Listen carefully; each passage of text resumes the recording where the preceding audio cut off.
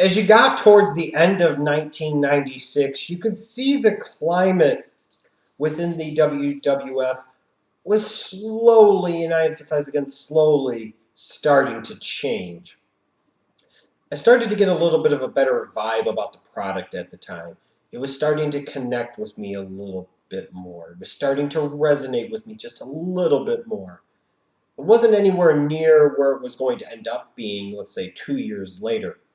But you could see some good things starting to happen here at the end of 1996. Even though maybe the WWF didn't fully realize what they had on their hands and where they were at, what have you. They were getting there. They were getting there, slowly but surely. And a show that I was like going back and watching actually is Survivor Series 1996. Because I could start to see some of the pieces in place. I could start to see some of the guys that were going to be the bedrock foundation pieces of that next generation, you know, coming into being, figuring out who they were going to be, or in some cases, they were debuting and you knew something was there, but the WWF didn't realize where they needed to go with it just yet. I've always liked Survivor Series 1996. I really enjoyed this show. This is a pleasure of a show for me to go back and watch. One of my favorite Survivor Series of all time. It's a top 5. I don't know if it's top 5, but definitely top 10 for sure. Now, the funny thing is that I really, really like this show. And in large part, I didn't really like any of the traditional Survivor Series tag matches. I mean, like the opening one, I could pass on that. Even the last one, which was in that semi-main event spot, you got fake Razor Ramon and fake Diesel. Stupid shit. Still stupid stuff the WWF was doing at the time. And that's what's surprising to me is how much I didn't like these matches, how much I thought those matches, frankly, were uninteresting and maybe even borderline sucked. And I still love this Survivor Series show, just how it works out sometimes because of so many other things that happen.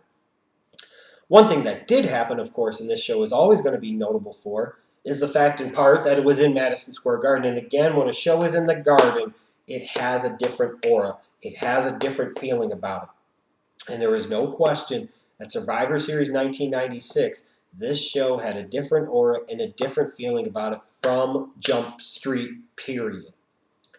One of the reasons, of course, like I said, not only because of that this show is notable, is because of the debut of a future certain jabroni being Baal, pie-eating, kiss-stealing, eyebrow-raising, trailblazing people's champ, The Rock! But of course, he wasn't The Rock here. This is Survivor Series 1996, and they decided to make him some type of Hawaiian, Polynesian, Samoan, I don't know what the fuck, Rocky Maivia. He's smiling, he's cheesing, he's wearing some traditional neck garb. And you see this kid and you're like, man, this kid is cheesy. Man, this character is fucking stupid.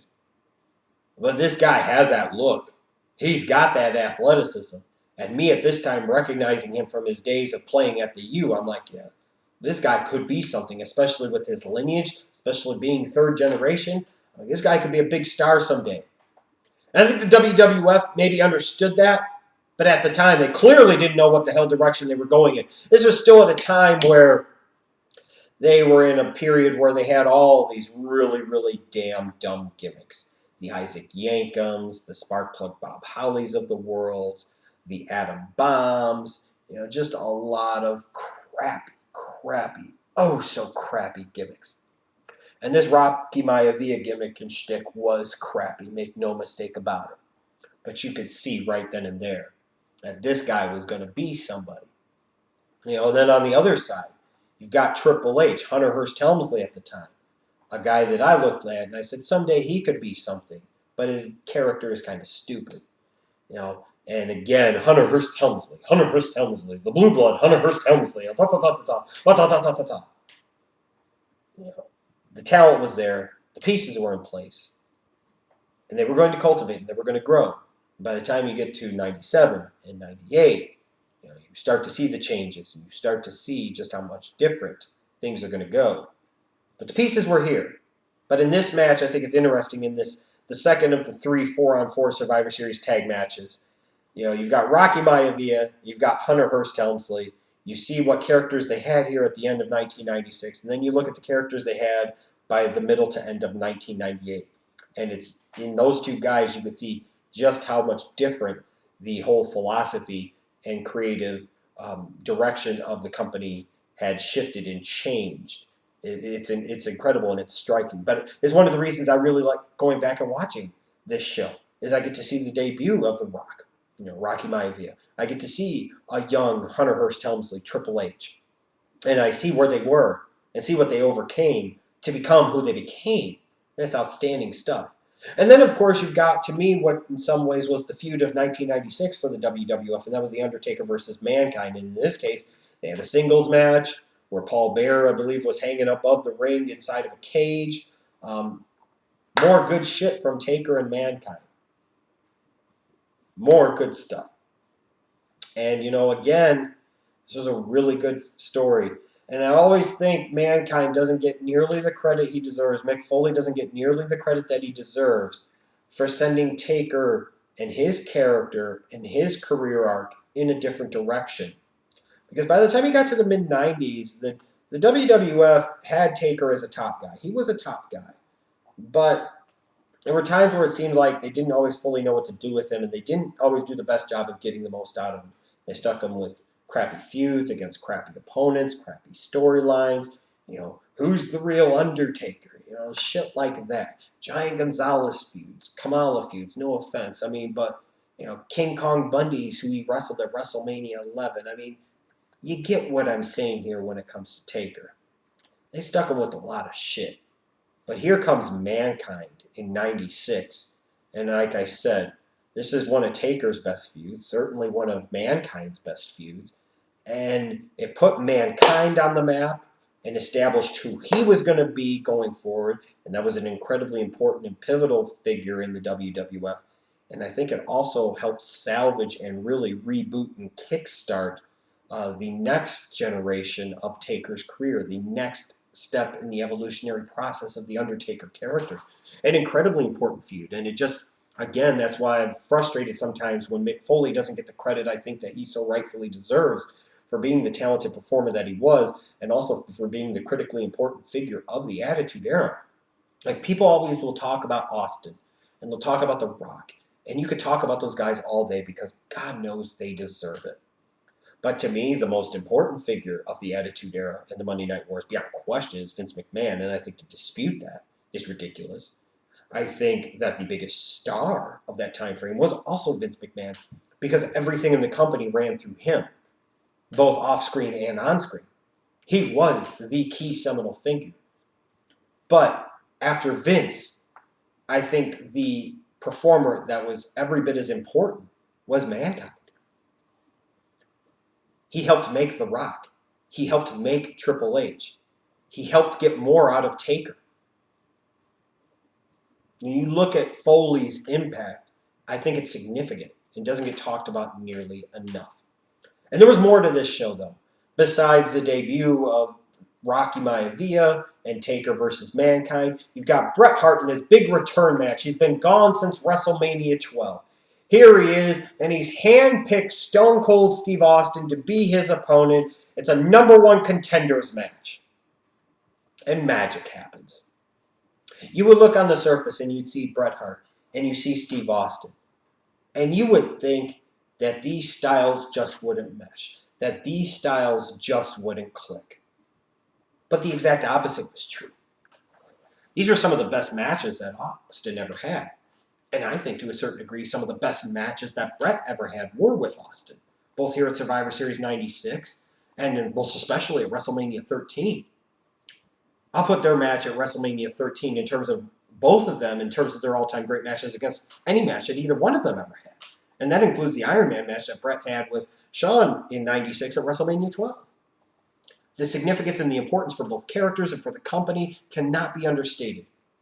And what was great, what ended up being great, is that Bret Hart needed time to tell his story. And when it came to matches, a lot of times, Austin needed time to be able to tell his story. So you knew you had to go give both of them 25, 30 minutes to be able to tell their story. And they worked, and they clicked, and they meshed, and they gelled so brilliantly and so perfectly. Here's this serious badass, and here's this serious badass too. You talk about Austin or Hart, either one of them, serious badasses. And this match is seriously badass. It truly is.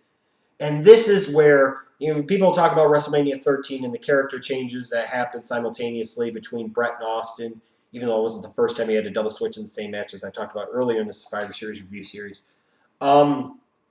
But even here at Survivor Series 96, you're at Madison Square Garden.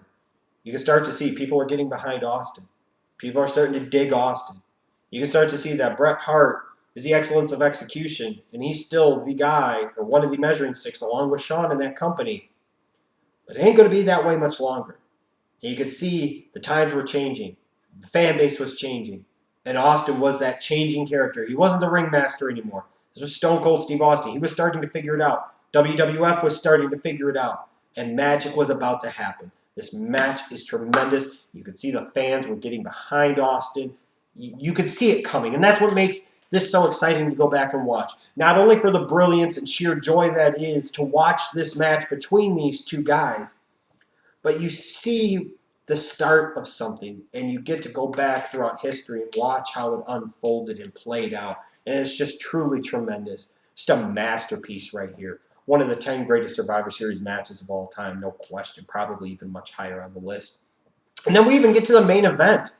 You got Psycho Sid versus the long-reigning champion, Shawn Michaels. And I think what's interesting and noteworthy about this is that this is 1996.